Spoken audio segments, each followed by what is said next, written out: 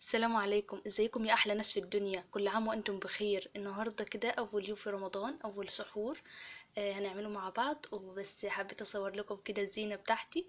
الزينه كده جبنا زينه كده عقد نور وحطيناه كده على الشباك بالشكل ده. بجد مدي شكل حلو قوي للشباك. هو صغير صحيح بس يلا بقى على قدنا. المهم كده بعد ما عملنا كده الزينه، دخلت كده عشان اعمل السحور. اول حاجه كده ابتديت بيها اني اعمل اسيح الزبده اسيحها عشان انا بستخدمها مثلا في الطبيخ بتاع الاكل الفطار يعني. وبستخدمها للسحور يعني لما بعمل فول بحب احطها على وش الفول. فنسيحها كده، دي اول حاجه علشان تبقى جاهزه معانا لانها بتاخد وقت. زي ما انتوا شايفين كده، ما تنسونيش بقى باللايك والاشتراك في القناه لو مشتركتوش، وتفعيل الجرس عشان يوصلكم كل فيديوهاتنا عشان اعمل لكم عظمه باذن الله. هنسيح كده الزبدة زي ما انتوا شايفين. طبعا في ناس نصحتني اني اسيح الزبدة في الحلة السلستين، لانها مش بتلزق انه اللبن يعني او المرتة مش بيلزق في الحلة، بتتغسل معاكي بكل سهولة. فهنركنها على جنب كده تستوي. طبعا انا طلعت من الفريزر الفول اللي دمسناه مع بعض، الفول الاخضر اللي دمسناه مع بعض.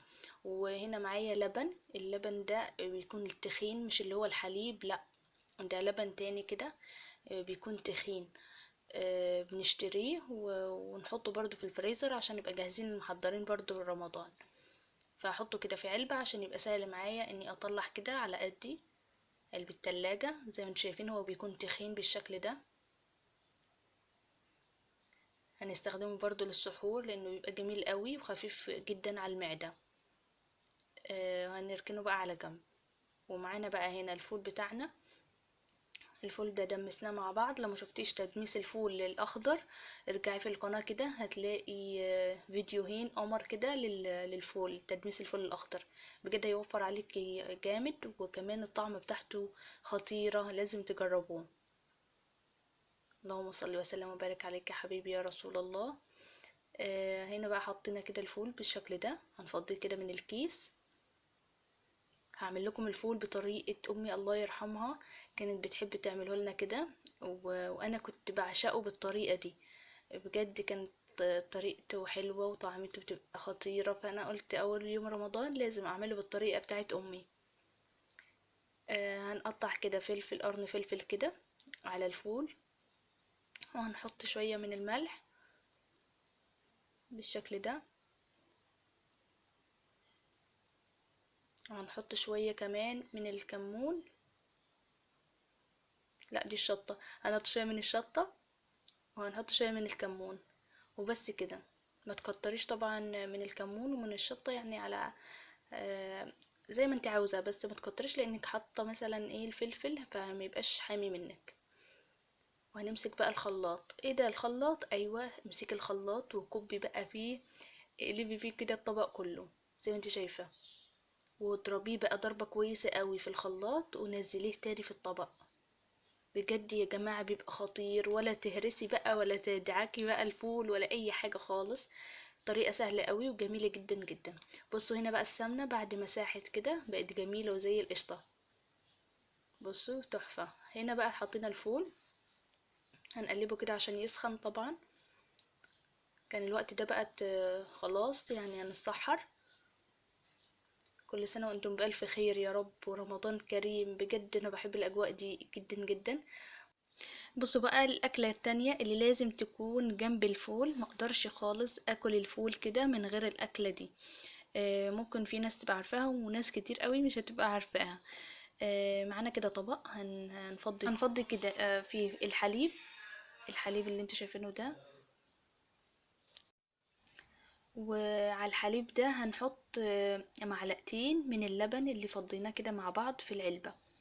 في ناس تقولي ما هو اللبن هو الحليب، لا، احنا عندنا في الارياف الحليب اللي هو بيكون الحليب اللي هو العادي بتاعنا اللي بنشربه مع شاي بحليب وكده. واللبن بقى اللي هو بيكون اللبن اللي هو التخين ده بيكون مالح شوية.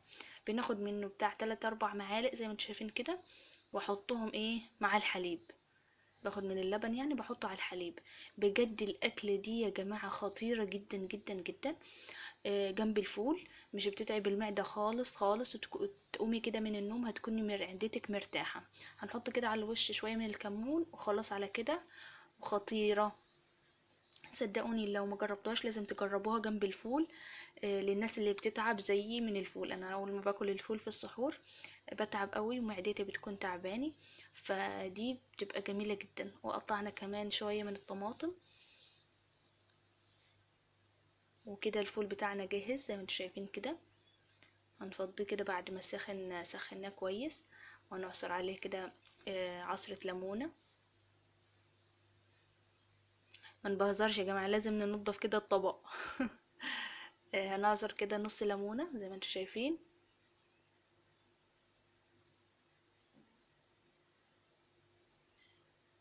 هنقلب بقى الكلام الجميل ده كله مع بعضه. بجد جربوا الطريقة دي في الفول هتلاقوها خطيرة، ووفرت عليكم مجهود ان انتوا تهرسوا الفول وكده.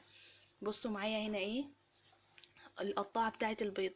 جبت بيضة كده، سلقتها وحطيتها كده وقطعت لي البيض بكل سهولة، بقى شكله جميل جدا. كنت هقطعه مرة كمان وبعد كده قلت لا كفاية، هخليه دواير كده زي ما هو. زي ما انتوا شايفين انا كنت هقطعه بقى المرة دي وبعد كده ايه رجعت في كلامي. فقلت لا اخليه كده. وهحطه ايه على الوش بتاع احنا بنحب البيض المسلوق على وش الفول. بتبقي تاكلي حتة من الفول وحتة من البيض يعني. زي ما انتم شايفين كده. ورصيتهم كده عشان يعملوا شكل كده للطبق. لازم كده تصنفي وتعملي حاجات تبقى اقل التكلفة علشان تبقى مفتوحة نفسك كده للسحور. ويا رب بألف هنا ورمضان كريم، وربنا يا رب يجعله رمضان الخير والبركة علينا كلنا. وهنحط كمان شوية من السمنة اللي سيحناها مع بعض. وبس كده. ده السحور بتاعنا البسيط اللي على قد الايد. يا رب يكون عجبكم او خدتوا فكرة منه كده. جربوا طريقة اللبن على الحليب دي مع الفول خطيرة قوي. طبعا اتسحرنا كده، شربنا طبعا مية عشان قبل ما الأذان يأذن علينا كده وما نلحقش نشرب المية. وجينا بقى صلينا الفجر كده. وجينا بقى ايه نقرأ شوية في المصحف. انت عارفة لو تعودي نفسك كده بعد الصلاة تقرأي صفحتين 3 4 اللي ربنا يقدرك عليه، هتلاقي نفسك كده ختمت القرآن بسرعة. وهتلاقي نفسك بعد كل صلاة اتعودتي تلقائيا كده تمسكي المصحف وتقرأي شوية. وربنا يا رب يقدرنا ويتقبل منا جميعا يا رب. وربنا يا رب يجعله رمضان الخير والبركة عليكم كلكم. ومتنسونيش بقى باللايك والاشتراك في القناة لو مشتركتوش وتفعيل الجرس عشان يوصلكم كل فيديوهاتنا. وكل سنة وانتم بألف خير. والفيديو بتاعنا خلص، اشوفكم الفيديو الجاي واقول لكم سلام.